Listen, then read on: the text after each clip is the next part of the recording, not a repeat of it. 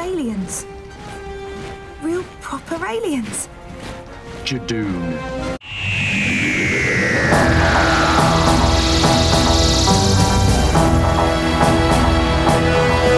This week's figure is the Judoon Commander, and they are from the episode Smith and Jones, where we are introduced to Martha Jones for the first time. You know, that's the episode where the hospital ends up on the moon and the doctor makes out with Martha for planet-saving reasons. Forgive me for this. It could save 1,000 lives. It means nothing. Honestly, nothing.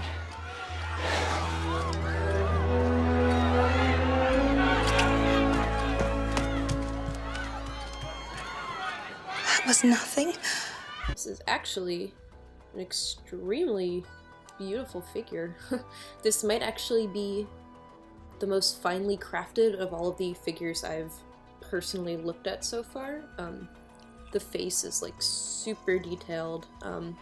I'll switch to my little phone screen so you can see better. Yeah, the face is just super detailed on this figure, I think. You can see every line in there. It's pretty cool.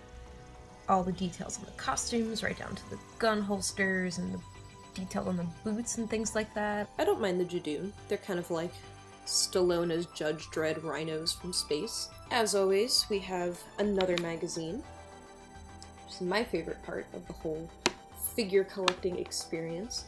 Cool thing number one, I think, is that yes, there is a guy inside of the Judoon costume. His name is Paul Casey. The head itself was kind of a full working animatronic that required 2 different operators to animate it. So that's pretty neat. As if it needs saying, the same guy, Nicholas Briggs, who voices the Daleks, also voices all the Judoon. And here's something interesting about Miss Martha Jones herself, Freema Agyeman. Apparently she didn't even know she was auditioning for Doctor Who and thought she was going up for a part in Torchwood, because that's how secretive the casting process behind Doctor Who is all the time. But I didn't realize it was to that extent that even the person auditioning didn't know what was going on. The funniest features in this issue is this little chart entitled Age Barrier. They kind of run down all of the old ladies who have terrorized the Doctor from this point, so that's kind of funny. I just like that there's enough to warrant not only a list, but its own sidebar with full color photos. That's good. Looking back at our 5 decades of Doctor Who timeline, it is 1972.